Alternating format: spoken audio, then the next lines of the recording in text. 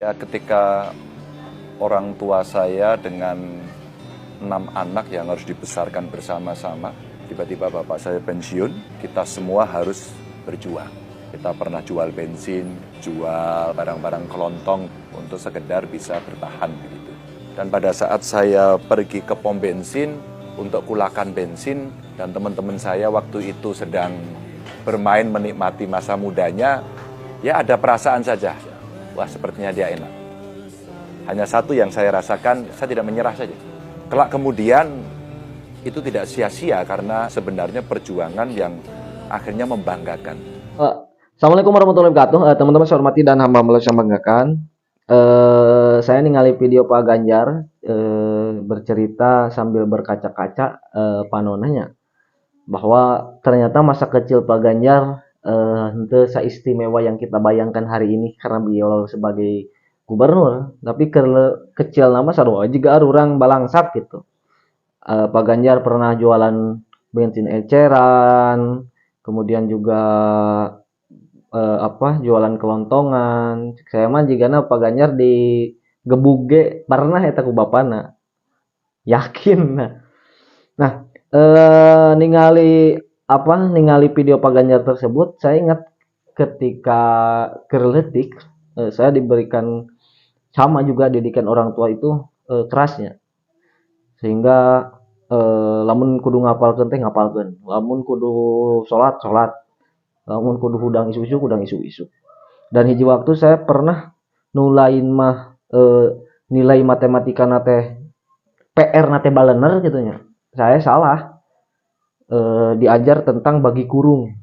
Sampai ka ayeuna inget. Eta saya balik cerik lain di tah balik di ka sakola, kita diajar di imah sampai sabisana. Tapi ka ayeuna eta inget. Aing gara-gara tuh bisa bagi kurung. Nanyakeun ka babaturan di kelas. Muter-muter teu ngarti. Eta di imah mah bari dipelong ka harti tapi ka ayeuna bisa bagi kurung. Nah, saking kerasnya gitunya didikan orang tua, bakatnya ka budak. Tapi saya teu inget apa teu sadar yen itu teh keistimewaan itu teh adalah hasil daripada jerih payah didikan orang tua. Justru ngarasa bahwa itu adalah hasil encerna otak orang gitu baheula teh. Jadi saya boga rasa itu adalah keistimewaan saya sebagai dibandingkan sejen gitu. Lain kalah ngarasain itu adalah didikan orang tua, salah saya gitu.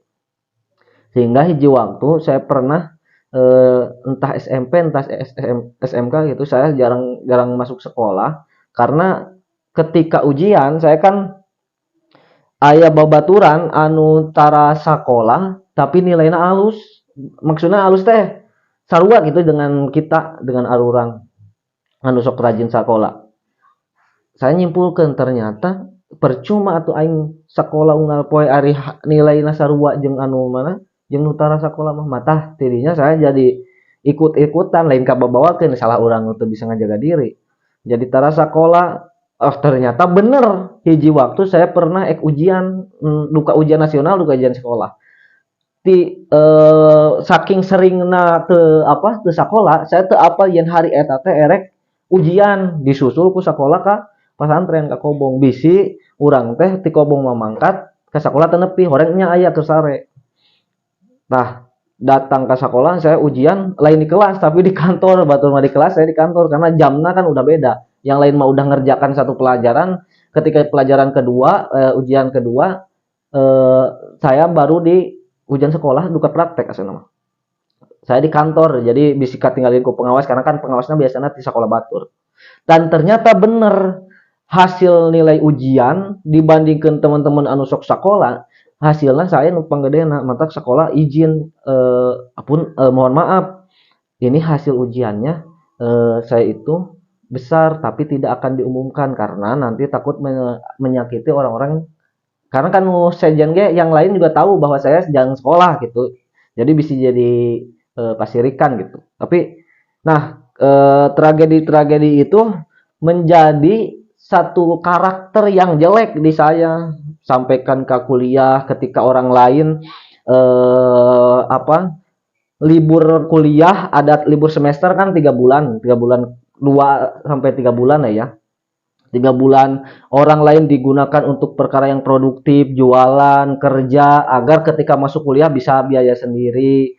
Saya ente karena beranggapan bahwa orang yang eh, dia bisa mendapatkan uang 1 juta dalam waktu 30 hari. Sedangkan teman-teman aktivis itu bisa dapat uang dalam waktu 1-2 hari. Jadi menyepelekan waktu sisa dari 30 hari itu gitu. Jadi santai, tidak produktif. Nah, saya terbius di nuansa fenomena itu yang akhirnya lebih banyak gadang, lebih banyak lebih banyak main game, tidur gitu.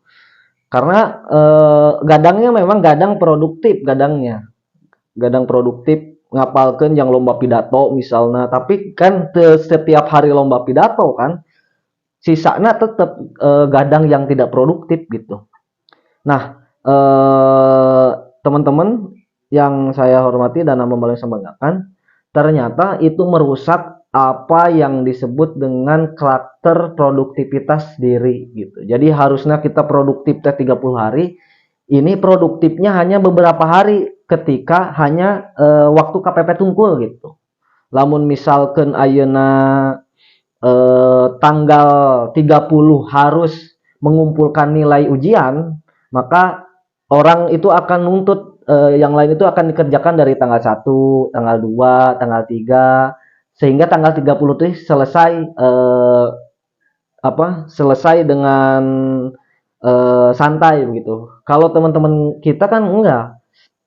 Teman-teman kita. Kalau kita kan enggak gitu. Teman-teman kita. Kalau saya enggak. Nah, ternyata itu juga itu yang merusak mental, kemudian juga sikap, kepribadian yang hancur. Dan sekarang saya susah sekali merubahnya, sedikit demi sedikit bagaimana menjadikan hidup itu lebih produktif. Keinget itu termotivasi dari videonya Pak Ganjar. Ternyata Ganjar Pranowo merupakan sosok yang gigih sejak kecil dan konsisten, kemudian bertemu dengan keberuntungan. Itu teman-teman. Karena kan banyak juga orang-orang yang gigih, kemudian komitmen, konsisten, tapi belum dipertemukan dengan keberuntungan. Misal, tidak sedikit juga orang yang capeknya 30 hari tapi tidak menjadi gubernur hari ini, nasibnya begitu. Tidak karena itu tadi, keberuntungan mungkin Allah Subhanahu wa taala berikan hanya orang-orang yang Allah kehendaki gitu ya. Tapi setidaknya nilai produktivitas dan karakter orang yang produktif akan terbentuk, terwujud dan bermanfaat gitu. Nah, saya sekarang sedang mencoba berjuang, kemudian juga jadi nyiksa karep ai baheula mah ku kolotnya dipaksa-paksain mah maksakeun karep gitu. Maksakeun karep sangkan produktif, sangkan bermanfaat, sangkan henteu loba mubazirna, game dihapusan. Kemudian juga namanya game dihapusan, jadwal gadang jam 11 udah tutup HP, tidur, sare tidur gitu. Sugan we kanasiban jika Pak Ganjar jadi gubernur gitu kan, saya arana Jabar, cocok meureun jadi gubernur Jawa Barat gitu. Amin. Yang teu urang ge anak cucu gitu. Nah, teman-teman saya hormati dan hamba Allah yang semangakan, saya melihat dari apa yang disampaikan Pak Ganjar itu ketika beliau memiliki 5 saudara, 6 jeung Pak Ganjar, kemudian juga masa kecilnya ketika yang lain harus bermain, Pak Ganjar kudu jualan kelontongan, kemudian kudu naon, jualan bensin eceran. Jigana baheula lamun aya jualan online, Pak Ganjar geus jualan online sebenarnya. Dan terbukti ayeuna YouTube nage produktifnya. Banyak sekali pengikutnya itu aki-aki produktif gitu. Cek nu tersebut makan jadi kieu. Geus we jadi presiden YouTube cenah. Gitu. Eta mah nu teresep. Nu bisa nyinyir unggul. Terus tidak menyerah, kemudian juga hal-hal yang sepele yang sering arurang lakukan ketika kecil, ngepel, nyapu, gegeroh, dan sering kita lupakan ketika sudah dewasa, Teuing ketang teman-teman mah soleh meureunana. Nah, itulah saya mencukupkan bahwa Ganjar Pranowo merupakan sosok yang gigih, kemudian juga konsisten dan juga beruntung.